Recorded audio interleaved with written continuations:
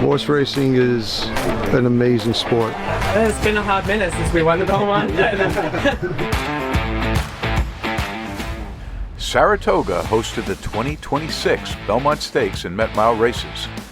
They attracted the most prestigious thoroughbred racehorses and trainers in the country, all vying for millions of dollars, purse money, and honors, enabling them to compete in equally lucrative and prestigious races later in the year. We spoke to many prominent owners and trainers who shared their perspectives. The Belmont Festival Weekend at Saratoga Racecourse was amazing. I'm here with Bob Baffert. Tell us, Bob, who did you bring from California for the Met Mile? I actually brought Nisos, who's a very nice horse. He's a horse that earlier in his career we thought he was a Derby horse and had a setback. Brought him back. He won the Breeders' Cup Mile, took him to Riyadh, ran second in the $20 million race, and so now we're here, freshened him up. I'm here at the Met Mile, brought him up here.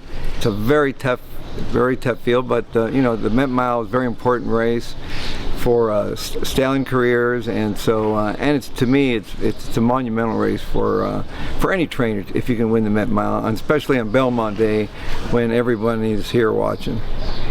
Well, we wish you the best and thank you very much. Thanks for having me.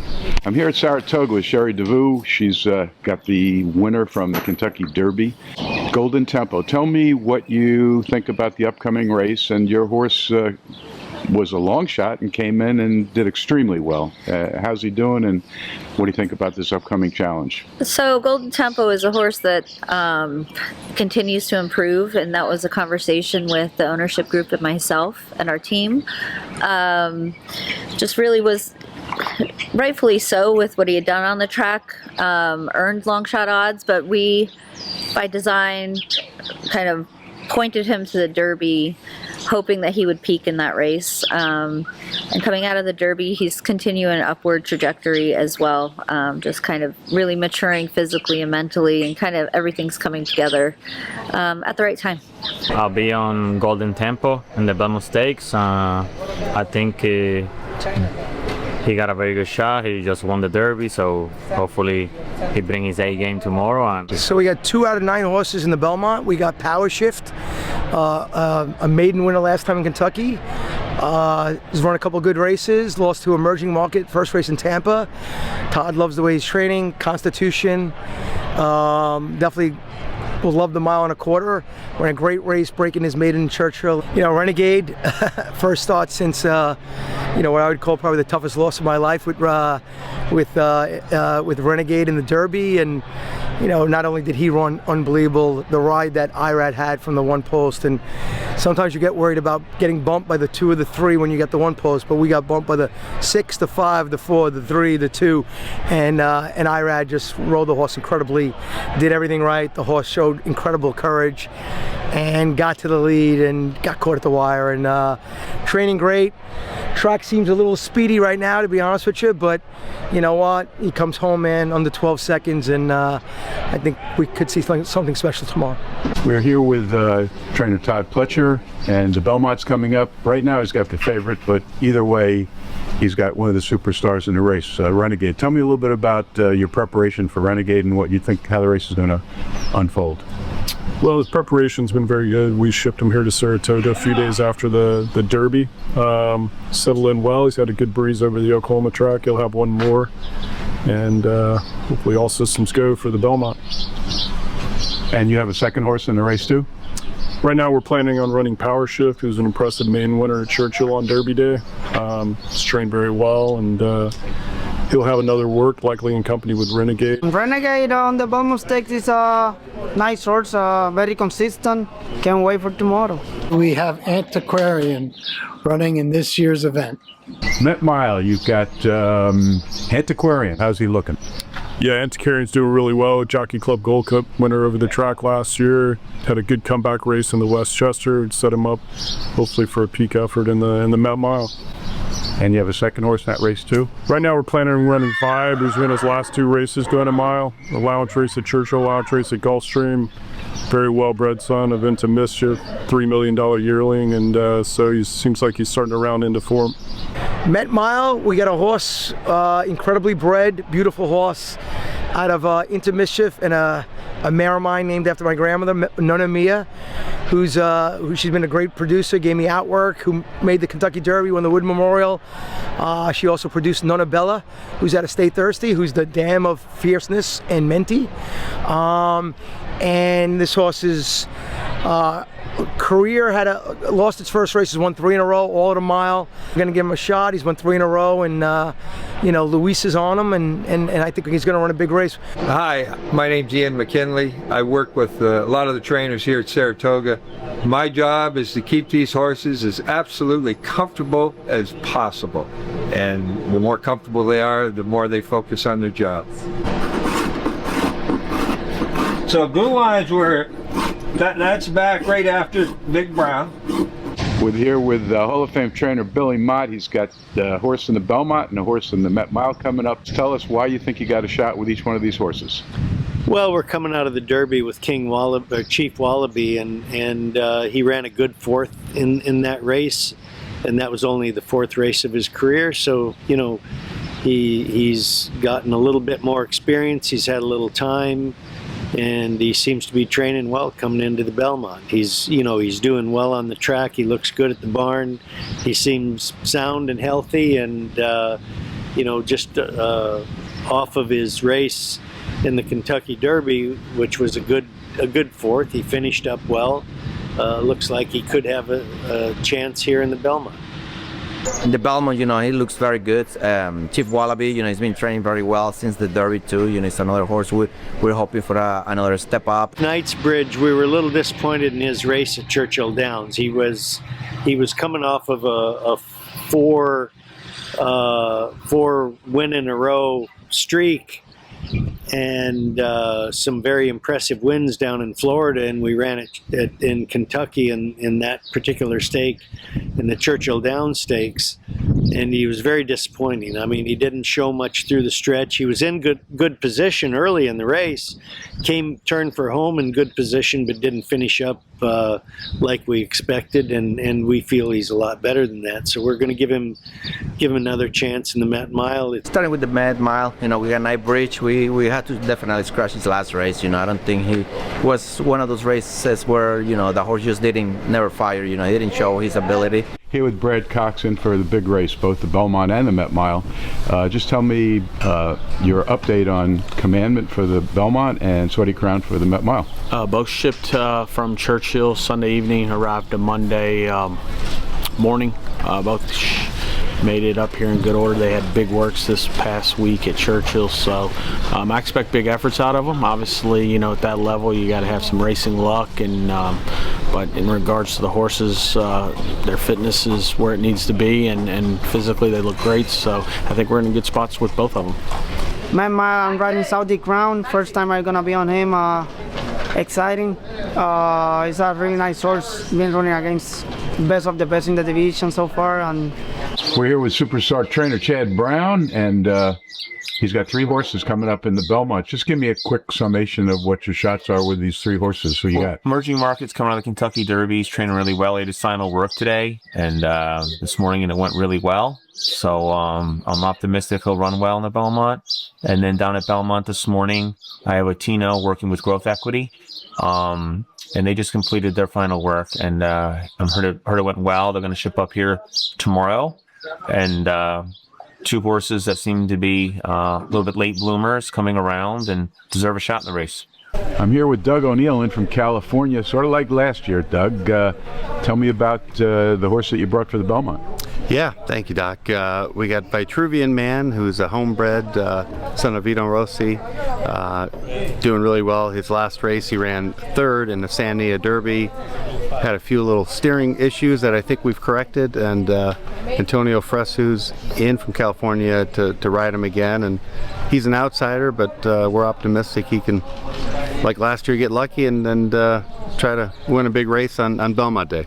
Here with Michael McCarthy. He's in with journalism, super horse for the Met Mile. Tell me your expectations, and are you excited about this opportunity? Yeah, obviously certainly looking forward to going postward done Saturday afternoon. This is a race we've had in the back of our minds for quite some time. We love the way he's coming into it, so looking forward to leading him over there. The Met Mile, I'll be riding journalism. Caught back on the distance for him, and we're very happy with him, and we think he have a huge shot to win the race. They're off in the Hillendale Metropolitan Handicap. Antiquarian broke well, but Nisos has more natural speed and is up to take the lead. Saudi Crown is up and on the pace, and Knightsbridge is fourth, 3 lengths off Nisos. 45-3 for the half mile around the far turn. And Antiquarian is now confronted by Knightsbridge, and Knightsbridge cruises on by. Just behind them, Nisos. Flavien Prat has decided to take him to the outside and has to come after Knightsbridge now. Journalism has work to do. He's 5 lengths back, trying to rally as the field turns for home. Here comes Nisos on the outside of Knightsbridge, and Nisos takes the lead and pulls away. Journalism is down the center of the track, and then Antiquarian, they're coming to the 16th pole, and Nisos is a superstar, drawing clear with authority to win the Hillendale Metropolitan Handicap by 4 lengths over Knightsbridge. Journalism finished third.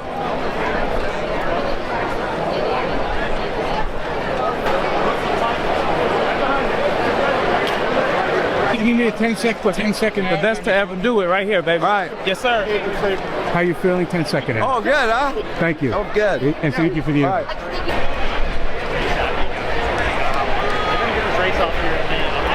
Time. It's the Belmont Stakes at Saratoga Racecourse. They're in the gate. And they're off in the Belmont Stakes at Saratoga, and Power Shift sprints out of the gate. So too Growth Equity. On the inside, Vitruvian Man is in third. Chief Wallaby fourth. Renegade not far behind, 5 lengths off the pace.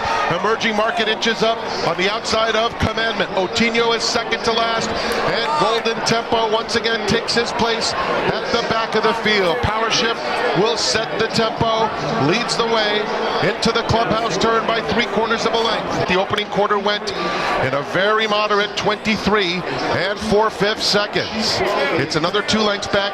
Chief Wallaby is kept on the outside of Otinho.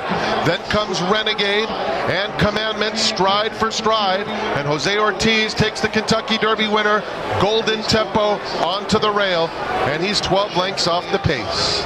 As Growth Equity has taken the lead in 1:12 1/5 seconds. Growth Equity short lead. Chief Wallaby's making a big move from behind. Golden Tempo is coming along with Commandment as the field turns for home. On the inside, Growth Equity is just in front. Chief Wallaby comes to him. Out in the center of the racetrack, Commandment's running a giant race. Renegade in between, and Golden Tempo, Renegade, Commandment on the outside. Golden Tempo from last to first has to fend off Commandment in the final strides. Golden Tempo pulls away late. Golden Tempo has won the Belmont Stakes. Commandment ran lights out in second. Renegade was third, and Cherie DeVoe writes another chapter in her outstanding story.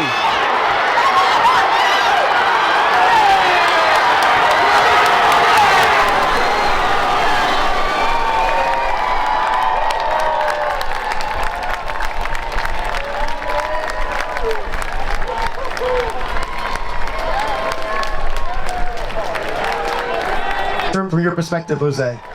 Sorry? Can you tell us about the trip you had with Golden Tempo? Yeah, he broke really clean today, which helped me a lot, and I was able to be in contact with the field even though I was last, but I was in contact with them, really close to Renegade and Commandment. I think they're very, very nice horses, so I followed them closely, and in the second turn they started to pick it up, and I did as well, so I was just waiting for the right time to go all in, and when I asked him to go, my horse just found it. What was your strategy going into the race after talking with Cherie? Just be as close as I could without using it too much.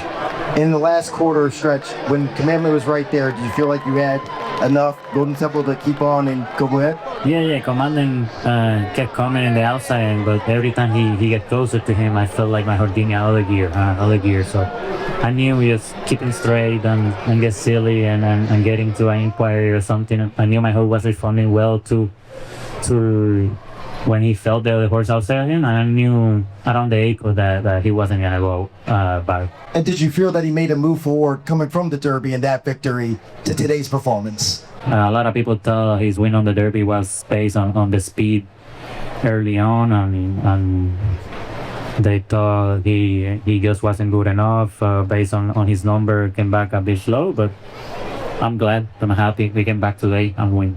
Jose, how similar did this trip feel to the Kentucky Derby? Once again, this horse goes from last to first in a Triple Crown race. And he kind of keeps doing that. He got no speed early. Jose, how special is it for you to win a Kentucky Derby and a Belmont? So She's very special. So he rode a lot more alertly. He did come out of the gate and get a little lost. Took a bit of a right-hand turn, but showed a lot more speed out of the gate, which all signs were pointing that he was going to put himself more in the race, especially with a slower pace than he had in the Derbies. He's taken a lot of steps forward physically and mentally, and it really showed today. So Jose found himself at the back of the pack, but he was going to be wide if he didn't tuck in, which I was pleased with that.